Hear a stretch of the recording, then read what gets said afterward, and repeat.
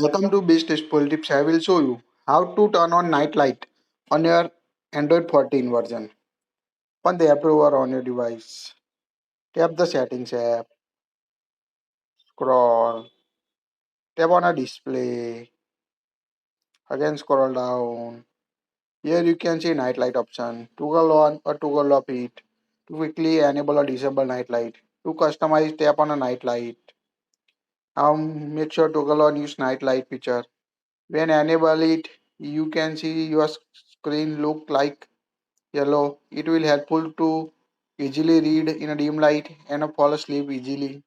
You can also set schedule. Tap on a schedule. Here you can choose from turn on at a custom time.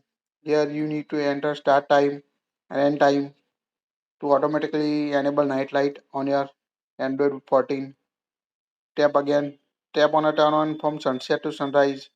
Make sure enable location to use a sunset to sunrise feature to set automatically schedule sunset to sunrise on your device. So it's quite easy. If you don't want to choose schedule, choose none option. It's quite easy to enable or disable night light.